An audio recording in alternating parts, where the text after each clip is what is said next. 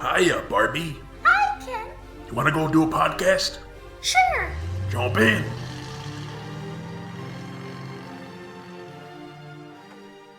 Ladies and gentlemen, Barbies and Kens, Chelseas of all ages, and everyone else, welcome to Binging Barbie, a Barbie movie podcast. I'm your host, John, and with me I have my wonderful co-host. Did you really think I wouldn't figure it out, Agent J? Only I could do the evil laugh. Yeah, that's true. I don't think the character in the movie had an evil laugh, so He did. he Or maybe did. he smiled a lot. I don't know. One Yeah. of those two. Anyway, for those of you just joining us, we are a podcast about Barbie movies. Every week we watch one of the straight-to-DVD animated Barbie movies and we rate its story, characters, animation, voice acting, and music to see how it stacks up. This week we'll be talking about the 32nd animated Barbie movie, Barbie Spy Squad. Yeah. Accurate title, I would say. Spy Squad. There are spies. It's more of a squad. Yeah.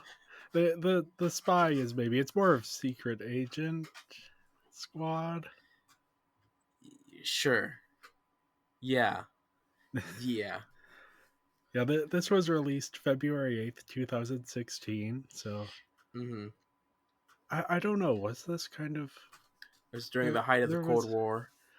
Yeah, no, I'm thinking because there were some because this was around the time the year previous we had like one of the Mission Impossible movies, a James Bond movie. So spies are kind of in. Yeah. I mean, spies were more in the 2000s, specifically in Yeah. cartoons.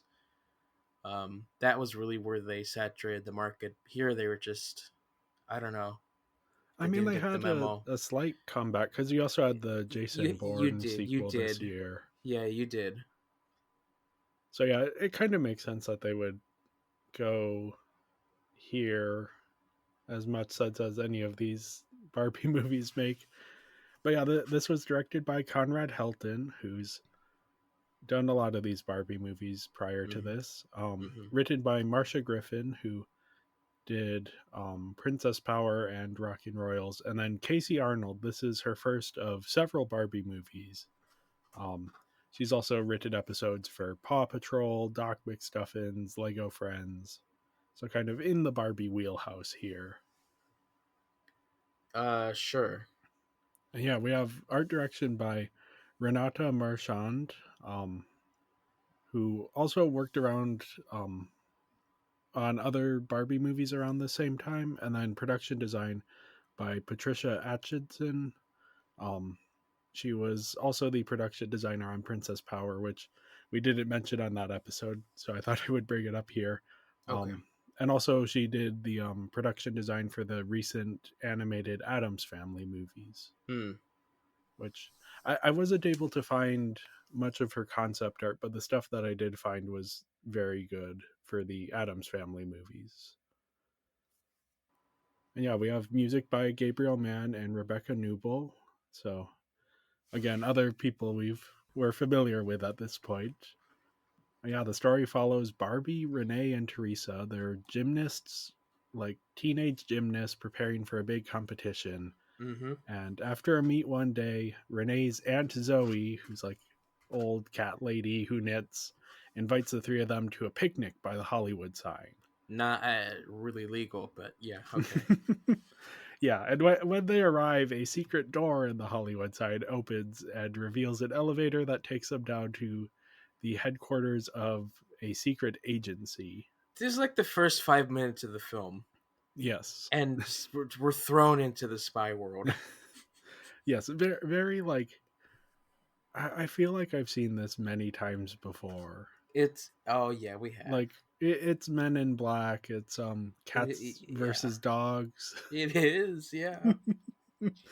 Those were the two that I immediately thought of. I know there's others as well. Right, but I thought that too because most spy movies, you have your main spy person, and plus a couple of people in the world.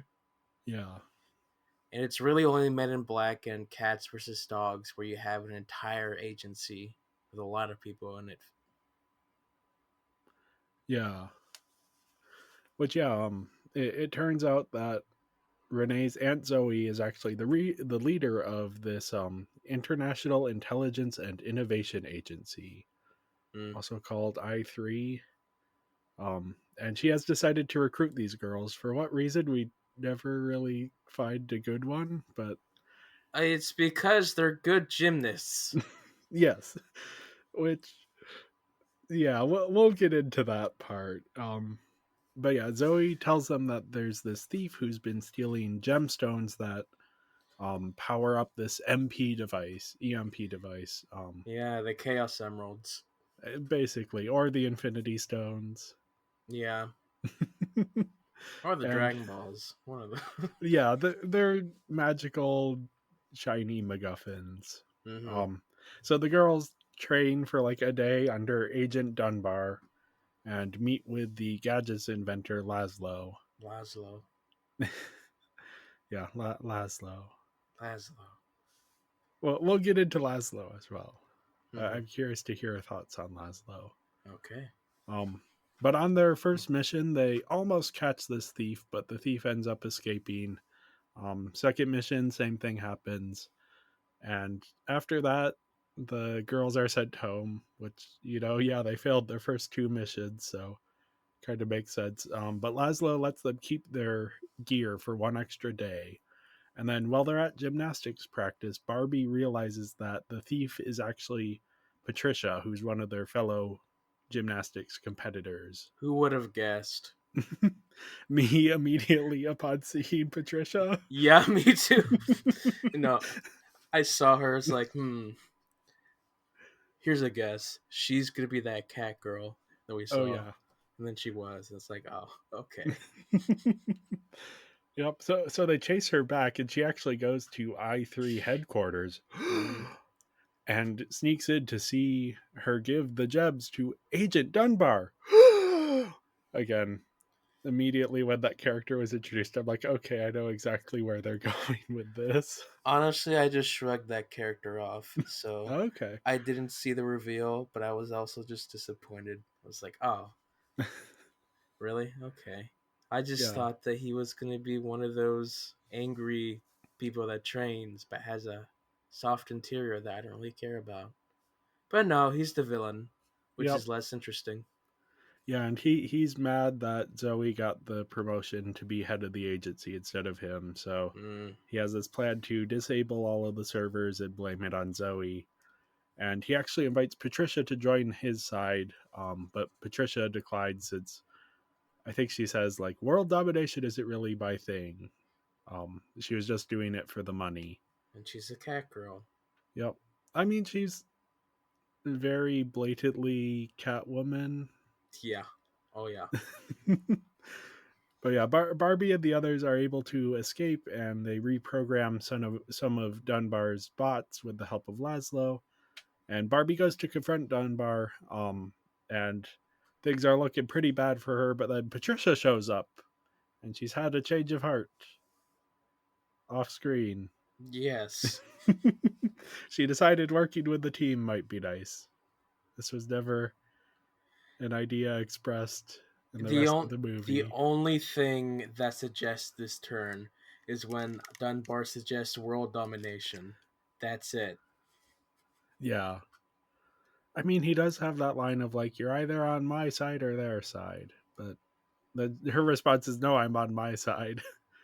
But then no, she Uh-huh. comes back. She pulls a Han Solo, Mm-hmm. shows up right at the last moment, and Dunbar activates this device, but Barbie is able to remove one of the gems before it causes any damage, and Dunbar is apprehended by the robots.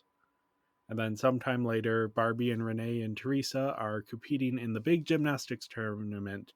And thanks to all of the confidence she gained as a secret agent, Barbie is able to land the complex move that she missed in practice before. You know, when we break down the plot to this very simple structure, it sounds like a better movie. What we got is 90% of them training or talking about them wanting to be a spy, and 10% actually doing spy stuff. Yeah, that's fair. I didn't mind it too much. I liked elements of this. But yeah, it's a very standard spy movie plot. Very standard, yes, but again, most of the time it's just them training, not really doing anything. Yeah, we have all this cool looking spy stuff to look at, but we're just looking at it. We're not doing anything with it. Yeah, lots of toy opportunities with the different spy gadgets. Lots of time wasting. Let's just go on missions. Yeah, I mean, it is, to be fair, unlike anything we've really seen from any of the Barbie movies. No, but I'm going to be noticing a trend here. I talked about in the Princess Power movie how the Yeah. superhero genre is like one of those things that every cartoon will do at some point.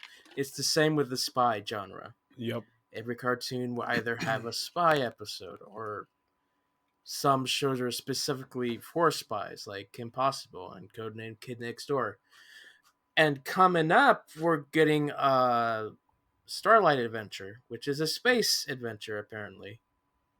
Yeah. And that's another thing. So it seems like they're now going into the booklet of cartoon episode 101.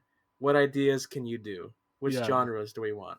We're getting into that And now. we, even with Puppy Adventure, even though we both kind of like that one, that was like the treasure hunting one. Slash pet episode, yeah. Yeah.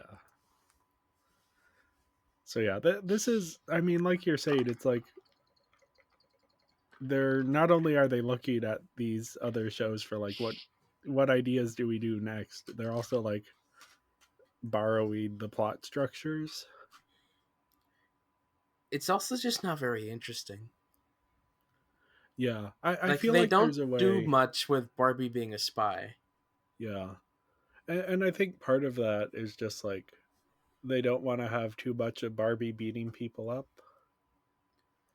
But even like the dress up stuff, there's very little of that. Like you could have Barbie Hitman where she's infiltrating a place by dressing as different people. Or just do what James Bond does and just go in disguise and just listen and sneak and get intel. Nope, we're just catching a thief here. To be fair, James She's a Bond. cop, not a spy. Yeah, I was almost thinking like a Batman type superhero. Yeah, but we already had that movie. Yeah, this is the Batman to Princess Power's Superman. I guess that makes sense. Yes. But yeah, some of the things here, like the plot is relatively simple, but some of the things are very ham-fisted. Like the girls being recruited is just Oh, like Zoe's yeah. aunt thought they would be good spies, Well, she was grooming them from a young age. or that. Yeah, no, she was because she was watching them since they were kids and Oh, noticed their potential oh. as gymnasts and was waiting till they were old enough. You see, there I'd almost want like an I haven't seen the movie, but I've seen the trailer many times. American Ultra, where it's like sleeper agent gets activated. Hmm. Because then at least you have like an explanation for the spy stuff and why they would be the ones chosen to be spies. Because it's They're like, good gymnasts, yeah, except they're not. they are good gymnasts. Let's be fair, they are good gymnasts. Yeah, except for They aren't Barbie. they aren't spectacular spies. I mean, Yeah, Barbie can do all of the moves except for the one. except for the one. The one that matters in the end. Which, to be fair, John, have you tried landing on two people's shoulders after doing like a huge somersault and flip? I never said I was a gymnast. Most of the gymnastics stuff in this is like impossible to do physically. I mean, I don't know. How much Olympics do you watch? I don't know. Enough to know that like some of the stuff here is a little bit inaccurate. It's the benefit of animation. You can make things look more exciting than they are. You know, this film could be better if they went the Johnny English route of having them not be great purposefully and comedically. Yeah. Or even just like, what if it starts out and they're already spies and they've been training and now this is their first mission? Yeah, but then you wouldn't have them being gymnasts.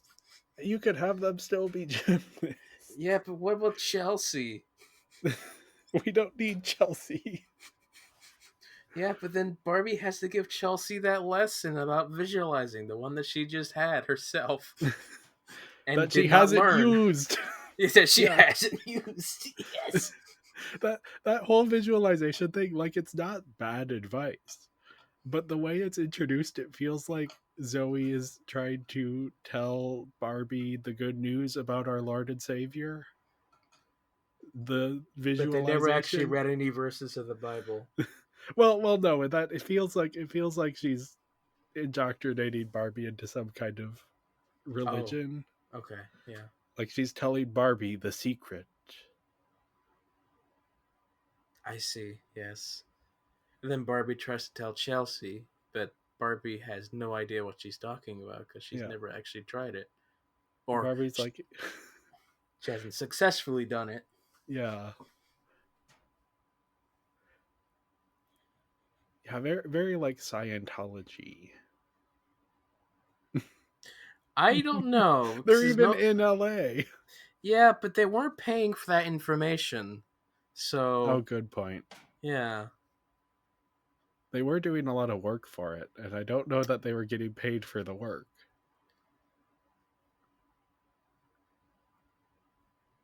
Well, they got to bump up Patricia off the competition, so I guess that Okay. helped. That's where it worked. Like, okay, let's just add these 3 17-year-olds to the payroll of our spy agency. I Gotta guess they start already have somewhere. Laszlo. They got interns, you know. Oh, I'm just here for the experience. It's the Disney College program. Come work at Disney World. Come work for the spy agency. Yeah. 17-year-old gymnast. We'll put you out in the field after 1 day of training. Yep. Here, have a lightsaber. Yes. Barbie gets a lightsaber. That's in my notes. Barbie finally has her own lightsaber. I mean, It's even before the sci-fi one. it's more of a Goku extender pole or something. I don't know. Yeah. But it lights up. Yes, it does. It's pretty cool. Yes. It's ridiculous, but it's pretty cool. The gliss. Yes. Use the gliss. She even can use the force to pick it up because she has I that know. bracelet thing. It's not even Starlight Adventure. Yeah. Oh, we need a Barbie Star Wars crossover. That's what Starlight Adventure is, apparently. I don't know. I don't know. Y'all are I think hyping that's this gonna up for be... me. It better be good. I haven't seen it. I don't. I hope I haven't been hyping it up too much because I haven't seen it either. So I'm. Mm. But yeah, another thing that I had took issue with is that there's a lot of heavy exposition in the first act. A lot. A lot. And some of the lines are like, I wrote this one down because I thought I would use it as the quote for the top of the episode. This is Barbie talking to Aunt Zoe at the Okay. beginning of a scene. You're the head of a secret agency, and you want us to be secret agents? That is how the scene starts. You know, It is that's not it is not Zoe going, "Hey, I am the head of a secret agency and I want you to be secret agents." It starts with Barbie asking that question as if that will hide the fact that it is exposition. that sounds like a hook I'd put to the beginning of an essay. In this essay, I will argue that Barbie Spy Squad is inspired by cats versus dogs. The musical. Oh, there's a musical? Well, Cats, the musical. We're Oh, waiting for the the dog Cats part, the musical. and then we'll get the Cats versus Dog trilogy Skimble cap, Shanks the railway cat. and then the Kitty Galore DLC. Oh boy. we're off track here. We This are so movie off track. this movie references a lot of spy media. Like I caught the Men in Black stuff Mm-hmm. / Cats versus Dogs, the Mm-hmm. Mission Impossible stuff, with the Mm-hmm. soundtrack especially. Oh yeah. Bit of Bond. Lots of the gadgets are very Bondy. Oh yeah. If Bond was wore lipstick or carried lipstick in his pocket, I guess. Yeah, he There's did even some like once. weird. I don't know if this was intentional, but like some Ghost in the Shell connections with like their invisible suits. I can't confirm or deny that. I can't either. It might just be because I do feel like the invisible suit might just be a general spy thing. But when they like showed up with the invisible suits, I'm like, oh, A cool. general That's. spy thing that's never been utilized in any spy movie. Yeah. I mean, I feel like there has to have been. In video games, yes. Okay, that might be more like. Oh, the now I'm thinking of spy video games and how cool it would be if this were like Barbie Metal Gear. Or Splinter Cell. Yeah, just I don't know. I wish they had gone like full. Let's just be like a parody of old James Bond movies, but with Barbie. That's what I'm saying. The Johnny English treatment. Or Or even the not not Austin not even Powers. not even like that much of a parody. Just like a give me 60s Barbie Austin Powers. That's going on like a 60s. globe trotting adventure. Can we move on? Yes, we can move on. I do enjoy one of the things about this that I do enjoy is that like it's a very feminine spy movie. Like there's a lot of emphasis on dress up and makeup and fashion. Um Yes. and the spy genre could lead like very heavily into like masculinity and masculine tropes of especially of like violence. And then you have like James Bond and his relationship with women that Mm-hmm. is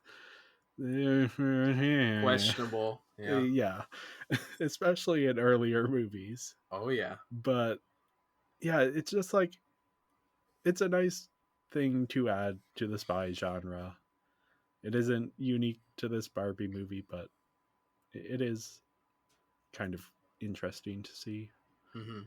And there was even something I was thinking of like when they're going through all of their accessories, and it's like, oh yeah, no, that makes totally sense. If you have like someone who's carrying a purse can carry a lot more gadgets than James Bond with his tux, and that's about it. And his tiny pistol. Yep, and his martini shaken, not stirred. Vodka martini. Is it? Anyway, I gave the story a 3 out of 5.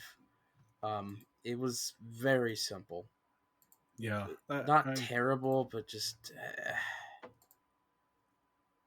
underutilized. yeah. I also gave it a 3 out of 5. I think there are ways you could plus this, but it isn't a bad story either. Like, I was never bored. I mean, I was. Okay. Just because all were doing was training and nothing else. You see, I like the scenes where they're like Laszlo is showing them all the gadgets, and then I'm they over. also paying attention to the clock when I get bored. And Okay. when that happens, I make note of like, okay, we're this far in.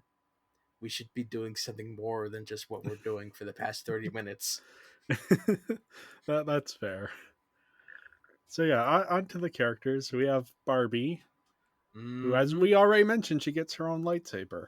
Yeah. She This is gets a a big moment. lightsaber. She's a Um, gymnast.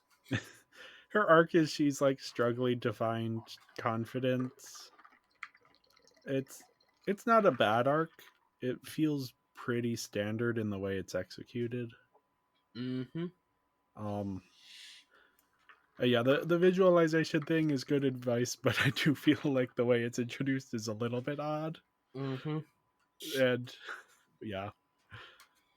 Next up we have Teresa and Renee, who I've combined into one because, as always with these characters are in every Barbie movie now, and they're Yeah, they always the are. same characters. Mm-hmm.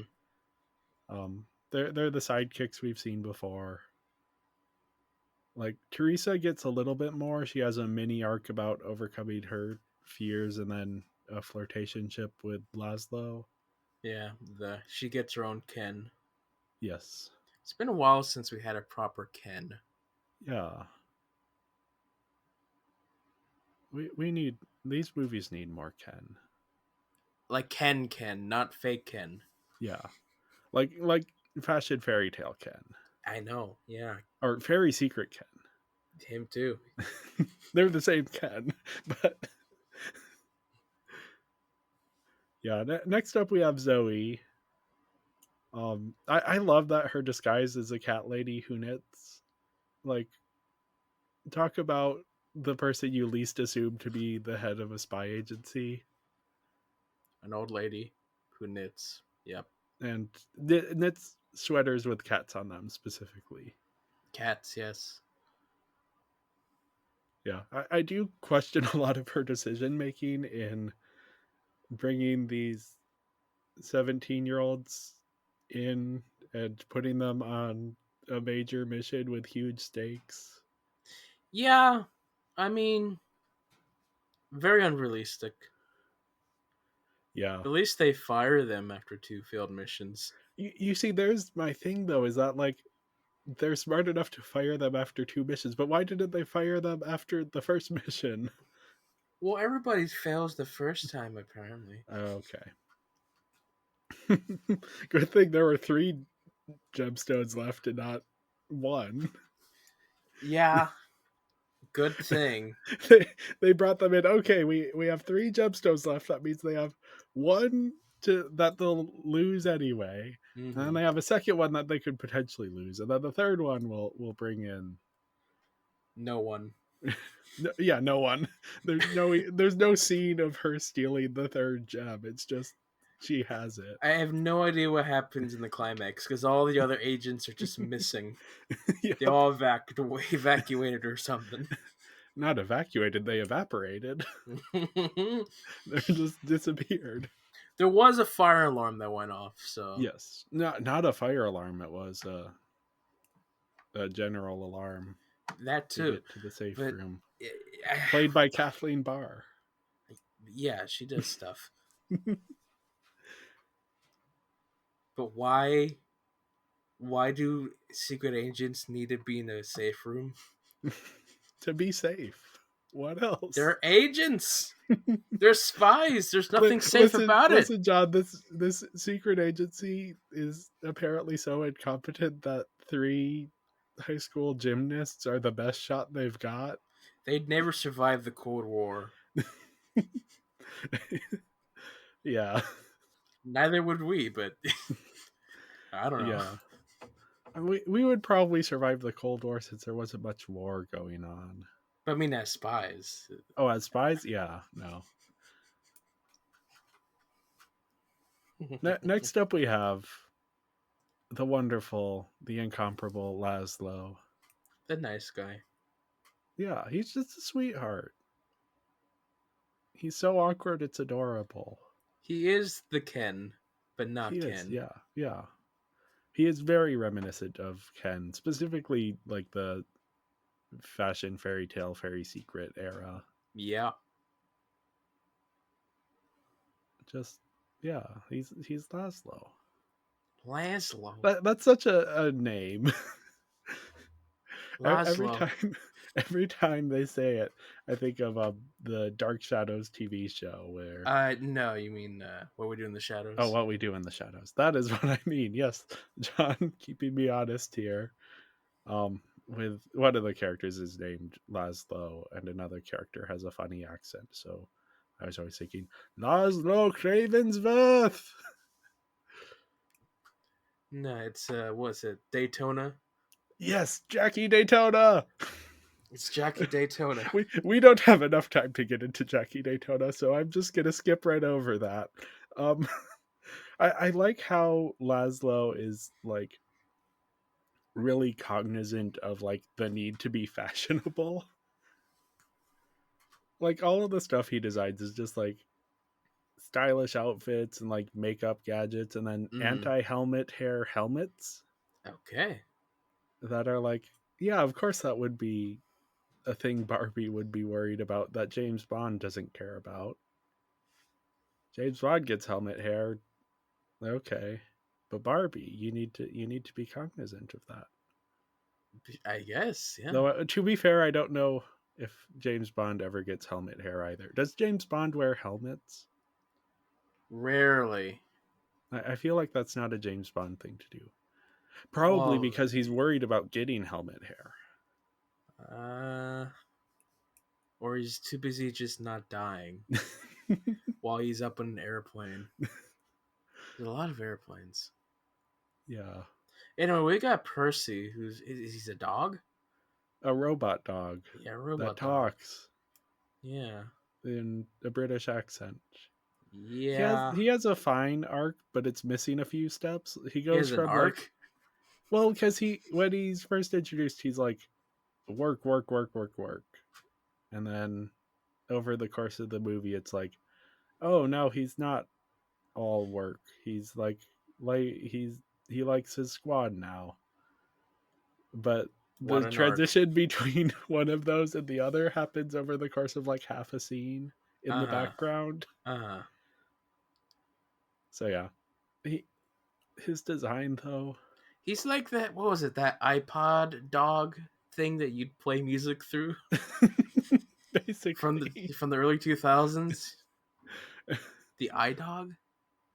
I I don't mean, remember. probably. Something. Yeah, Percy was a no for me. Yeah, no. He was there. Every time Yeah. the robot animals showed up, I was like, oh yeah, them.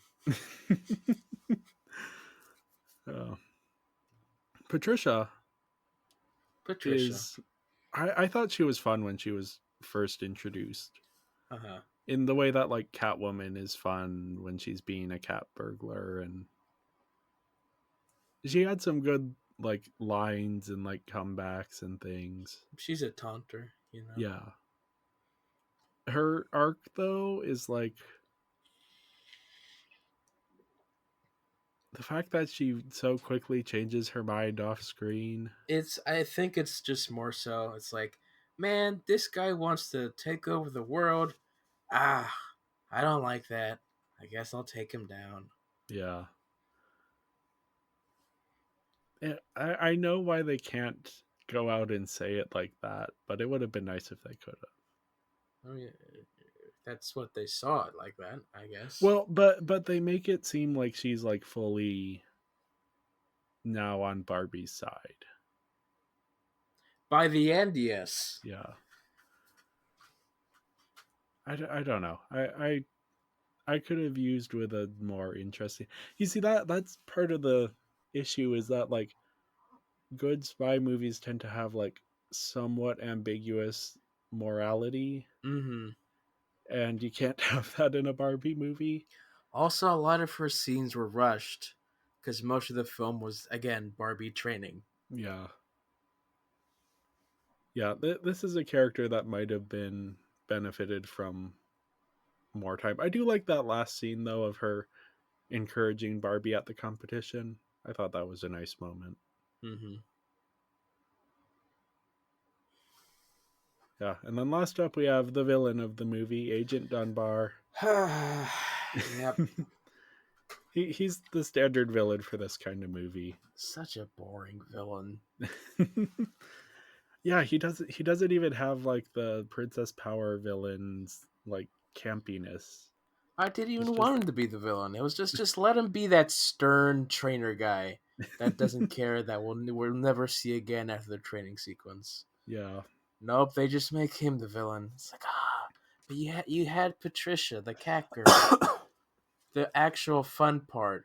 What if she had a mission and she was Yeah. using the crystals to get into something for something even bigger? But no, you got Dung Bar. Ooh, you got him. Sick Thank you. burn. I just thought of that.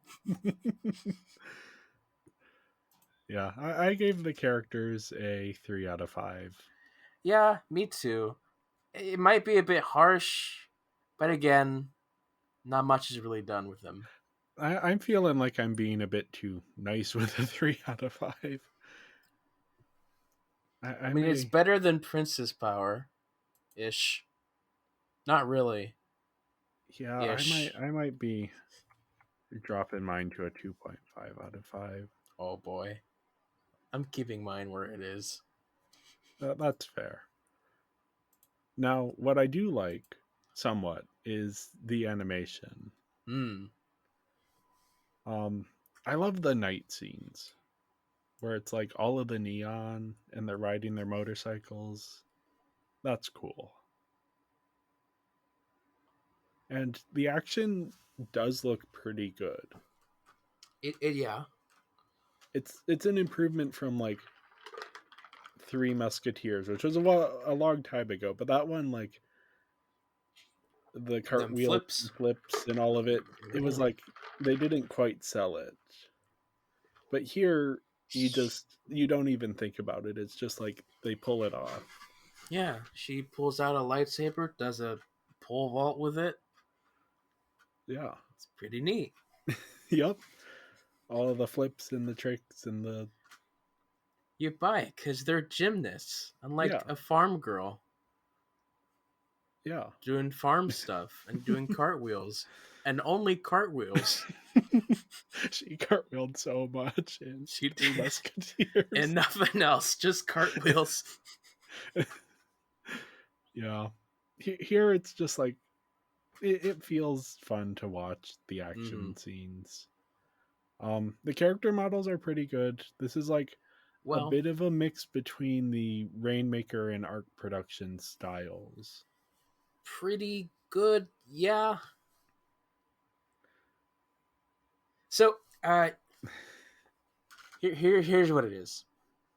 So, I'm not gonna say the score yet, but my score for the last few are exactly the same. Okay. Um, and part of this is because I feel like each film they're improving one specific aspect that looks great, but then something else is not as utilized as well, and so it just remains the same. So it's good, but some other parts are toned down. Yeah. Here, I think the lighting on the skin texture is not as pretty as before. Okay. And I know this specifically because these character models have a new skin texture. You know, you can actually see and feel texture. Yeah. But light works differently on different textures. Before, when our characters were plastic, it was more reflective and looked prettier. Here, it's rougher and it doesn't reflect as much. Okay. That does make sense. That's light theory for you, I You see, guess. you know more about this animation stuff than I do. Yeah, no, it also just reminded me a lot about Star Wars Rebels, which had a similar skin texture, although I didn't really love their skin texture design there. Here it looks better. I've been watching a lot of 3D animated shows, Okay. and so I'm just comparing how the skin looks. Yeah. It didn't bother me, but I It didn't mean, bother me, but okay. I was also just really hard to rate them because it's like I don't Yeah. think this is better. I don't think it's worse. It's just about the same. Um, the Barbie model is interesting because Yeah. when her hair is pulled down, she doesn't look like a Barbie to me. But when it's pulled up in the ponytail, I instantly get it. She has very big hair. That too. Yeah. Like this has been a problem before in the past where pulled down hair is confusing, but for the most part they've been able to do it. Here, Yeah. I don't it's really difficult to see until it's pulled up in the ponytail. Yeah. But no, they're all really well done. Yeah. Good character models in general. The outfits are pretty good as well. They're fun, yeah. I do also think that a lot of the tech is interesting. Yeah. Um the I like the way that things sort of materialize and dematerialize, where you sort of have these like pixely type blocks that I thought it was cool. But yeah, as I Right, said, but like we've been getting so much of that with the MCU and nanotech. So, here it was different enough that I was like, okay, yeah. No, it's different enough. It's shinier. yeah.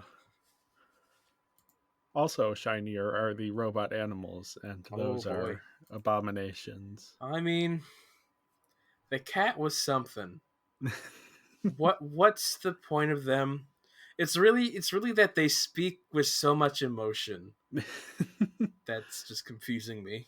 Yeah, they need more of a Megan vibe. Yeah, Megan. So yeah, I gave the animation a 4 out of 5. And I give it a 3.8, which is what I've been giving it recently. They need that final push of both everything. Yeah. They need that push. So next up we have the voice acting, and Erica Oh boy. Lindbeck is playing Oh boy. Barbie. Yeah. I thought she did a mostly solid job. I noticed something about this performance. Yeah? So, with Diane Keane, she was the other actress before. Yeah. What I've noticed is that when they had Diane Keane replace Kelly, Diane was trying hard to sound like Kelly, but not quite matching. Yeah. Here, Erica is doing whatever the heck she wants. She's not trying to sound like Kelly. She's trying to do her own performance. And Yeah. her performances, the emotion that she portrays in this film, really work. They're great. But she doesn't sound like Barbie. Okay. I thought she sounded like a different Barbie than Kelly Sheridan, but still Barbie. I didn't quite get that. And for me, it's also because I also know Erica from other stuff that I've seen her, and her voice is in like more of a lower register than typically where I associate Barbie to be with. Yeah. She's also a bit rougher in the way she speaks. Yeah. I did notice some of that. Honestly, it didn't bother me all that much. I think the thing that did stick out to me is she has some pretty heavy-handed exposition that she oversells a bit. Hmm. But Um no, she gave a really good performance. But like I said, I didn't quite hear the Barbie voice, okay. but it was still really good. Yeah. Next up we have Ian Hanlon, who plays Laszlo, Mm. and he's a voice actor who has worked on shows like My Little Pony and Johnny Test, and I don't know, he just fits the character. Honestly, this is his typecast Okay. because he plays these nerdy sounding characters Yeah. all the time. Makes sense. Yep. Oh, we forgot to mention Erica Lindbeck is a very very prolific voice actor. She has a ton Very of prolific. credits. She does a lot of work on especially anime and video games. So Sailor Moon, the Evangelion Netflix dub, Persona 5, Mortal Kombat, a whole bunch of stuff. More recently, she's been gaining popularity because of a show called Hell of a Boss, where Okay. she plays like a fan favorite character called Luna. Okay. Yeah, she has a lot of work in A the lot. industry, so yeah. We also have Stephanie Shea who plays Renee, who is also very prolific. All Um, she has so much on her resume. yeah. Also, she does a ton of anime. She's in Your Name, A Bleach, ton. Naruto. A ton. Yeah, all of these voice actors. It's fun to look through their roles Mm-hmm. and see what you um, recognize. Rebecca Hussein plays Patricia. Um, she's a TV and voice actor. She actually does a lot of like live action stuff. Mm-hmm. She was in Supernatural and The Flash, and she was in an uncredited role in one of my favorite movies, Okja. Mm-hmm. Kathy Westluck plays Zoe. I thought she was really good in this. Um, Yeah, no, I think this is her first big role with Barbie because before she was like smaller side yeah, characters. yeah, and she's been around since Nutcracker, She has been around for a while, popping in for like a role every once in a while. but I think Um, her last film with this was in the first Mariposa. I think. yeah, I actually no. I think she voiced some like animal characters at one point, but I would have to double check to be sure. Mm-hmm. But anyway, I just thought she did such a great job because Zoe is like this dual role of the head of the secret agency and then the cat lady who goes to the gymnast tournaments. And the way she plays both of those characters, like when she's the cat lady Zoe, Aunt Zoe, she sells her lines very specifically so that you can kind of tell that's not the character's actual voice.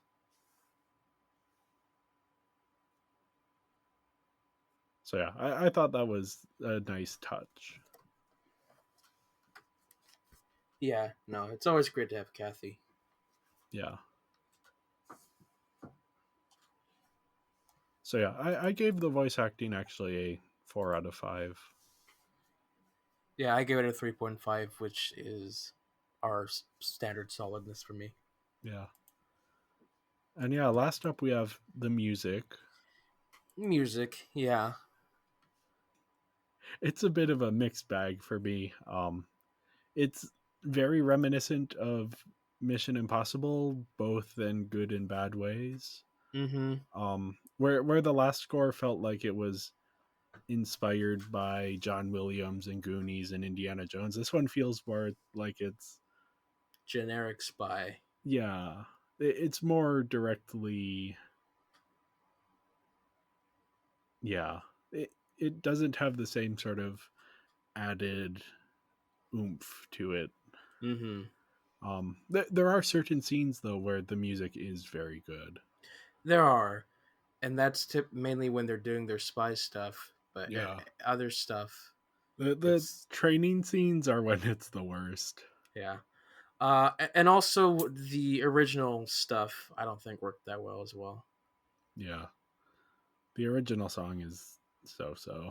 Yeah, So yeah, so I gave so. the music a 3.5 out of 5. And I give it a 3.3 out of 5.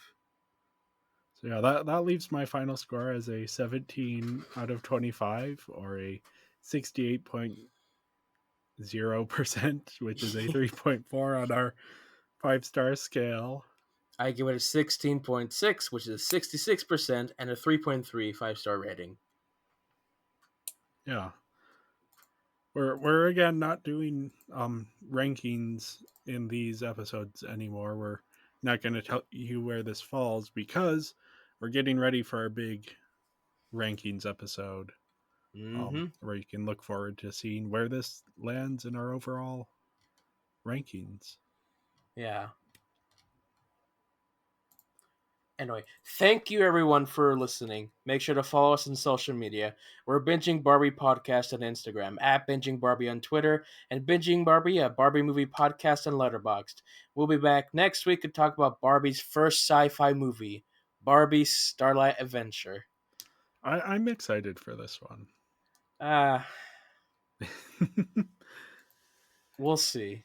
Yeah, this is I'm hopeful, which maybe I shouldn't be, but this is one I've been looking forward to this entire series. Hopefully there's some fun references to talk about. Yeah. Well, yeah, we'll see you all then. Bye.